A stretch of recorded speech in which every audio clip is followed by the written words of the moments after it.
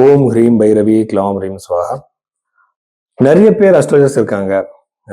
சனி பத்தி, செவ்வாய் பத்தி 1 or 2 hours பேசுற மாதிரி இருக்காங்க. ஆனா ஒரு உண்மையான ஜோதிடர் எப்படின்னா, நீங்க ஒரு பர்த் டீட்டெயில்ஸ் கொடுக்கும்போது உங்க ஜாதகம் பார்த்து உங்க பாஸ்ட்ல நடந்திருக்கிற சில ஈவெண்ட்ஸ் அவர் சொல்லணும். எதுக்குன்னா, பாஸ்ட் சொல்றவர் உங்க ஃபியூச்சர் கூட சொல்லுவாங்க. இது ஃபர்ஸ்ட் லாஜிக். ரெண்டாவது இந்த 2-3 ஈவெண்ட்ஸ் அவர் சொல்லணும். எப்படின்னா, நீங்க நல்லவர் இந்த மாதிரி ஒரு ஜென்ரலா சொல்றது இல்லை. பர்டிகுலர் ஈவெண்ட் இந்த டைம் பீரியட்ல நடந்து இருக்குன்னு சொல்லணும்.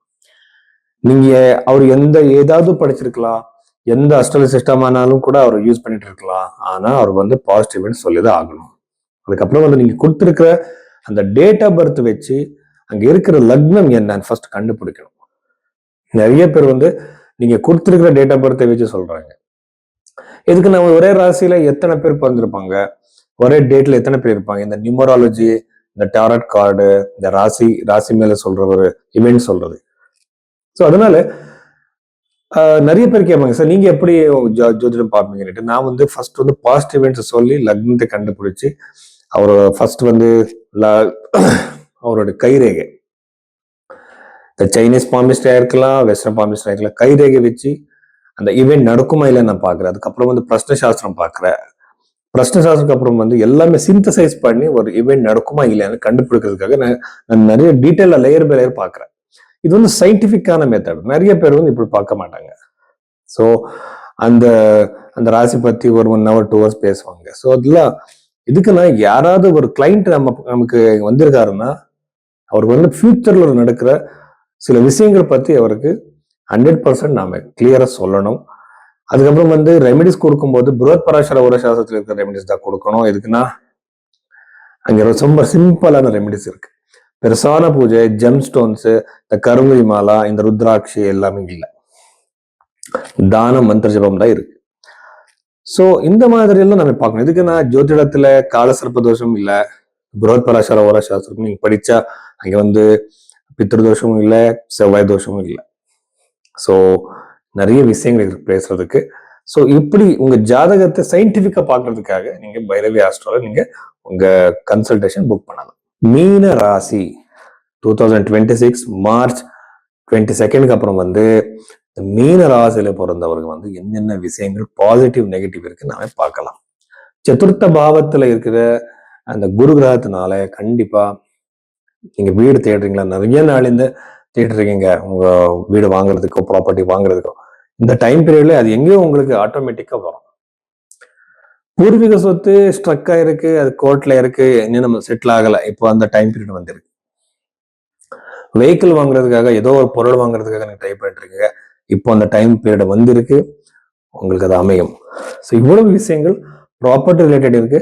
குரு கிரகம் சதுர்த்தத்துல இருக்கும்போது குடும்பத்துல ரொம்ப நல்ல சந்தோஷமான ஒரு ஆக்டிவிட்டிஸ், ஒரு என்விரான்மெண்ட் இருக்கும்.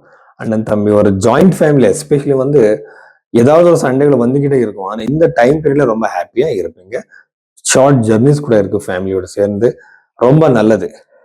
6வது வீட்டுல இருக்கிற கேது பாருங்க, நீங்க வேலை செய்யற இடத்துல ஒரு டாமினன்ஸ், ஏதோ ஒரு பிரச்சனை நிறைய நாள் இருக்கு, உங்களுக்கு தாங்க முடியல, நான் விட்டுட்டு இது போகணுன்ற மாதிரி நினைச்சிட்டு இருக்கேங்க. இப்போ அந்த டைம் வந்திருக்கு, கண்டிப்பா வெளியே வாங்க. புது ஜாப் கிடைக்கிற சான்சஸ் உங்களுக்கு இருக்கு. இந்த டைம் பீரியட்ல புது ஜாப் கிடைக்கலாம். இது கம்ப்ளீட்டா விட்டுட்டு நீங்க பிசினஸ் ஸ்டார்ட் பண்றதுக்கு நீங்க முடிவு எடுத்திருக்கலாம், அங்கே கூட சக்சஸ் உங்களுக்கு இருக்கு. இல்ல உங்க ஜாப் சேஞ்ச் பண்றதுக்காக இங்க நீங்க எனக்கு ப்ரோக்ரஸே கிடைக்கல, இங்க எனக்கு சக்சஸே கிடைக்கல, ஏதாவது எனக்கு சேஞ்சஸ் இருக்கா, அந்த மாதிரி எல்லாம் கேள்வி கேட்பாங்க. இந்த டைம் பீரியட்ல ஜாப் சேஞ்ச் ஆகும், புது ஜாப் கிடைக்கும். அந்த ஜாப்ல கண்டிப்பா நீங்க நினைக்கிற அளவுக்கு எல்லாமே எல்லா ப்ரோக்ரஸும் இருக்கும் உங்களுக்கு. திருமணம் டிலே ஆகும், மேரிட்டல் லைஃப்ல இஷ்யூஸ் வராதான் திருமணம் டிலே ஆகும். ஏன்னா எல்லா இடத்துலயும் பார்த்துட்டு இருக்கீங்க, திருமணத்துல அதுக்கு சம்மந்தப்பட்ட விஷயத்துல கண்டிப்பா அவ்வளவு பாசிட்டிவா இல்லை. வெளிநாட்டுல இருக்கிறவருக்கு வெளிநாட்டுல யாராவது ஜாப் தேடுறீங்களோ அவர் எல்லாருக்குமே சக்சஸ் இருக்கு. வெளிநாட்டுல பிசினஸ் பண்றவருக்கு கூட ரொம்ப நல்லாவே இருக்கு. அதுக்கப்புறம் உடம்பு பிரச்சனை, காலுக்கு சம்மந்தப்பட்ட பிரச்சனை, நர்வஸ் ரிலேட்டட், ஸ்கின் ரிலேட்டட் இஷ்யூஸ்கள் வரலாம், ஜாகிரதையா இருங்க. அதுக்கப்புறம் புதுசான பிசினஸ் யார் யார் ஆரம்பிச்சிட்டு இருக்கீங்களோ எல்லாருக்குமே சக்சஸ் இருக்கு. இதுக்கு அந்த 3rd house 8th house unexpected success gains இருக்கும் உங்களுக்கு.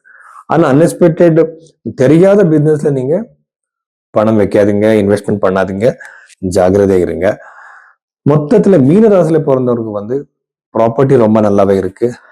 உடம்பு பிரச்சனை அது மேனேஜபிள். அதுக்கப்புறம் இன்வெஸ்ட்மெண்ட் பண்ணாதீங்க. ஆனா ஜாப் ரிலேட்டட் வெளிநாட்டு ஜாபுக்கு, கவர்மெண்ட் ஜாபுக்கு, பொது ஜாபுக்கு ரொம்ப சக்சஸ் இருக்கு. கடன் பிரச்சனையிலிருந்து வெளியே வர்றதுக்கு சரியான டைம் கிடையாது, வாய்ப்பு கிடைக்காது. இன்வெஸ்ட்மெண்ட் பண்ண லாஸ் கூட ஆகும். இதுக்குன்னா செவ்வாய் 12th ஹவுஸ்ல இருக்கிறது ரொம்ப நல்லது இல்லை. இவ்வளவு விஷயங்கள் மீனராசியில பிறந்தவருக்கு. நன்றி.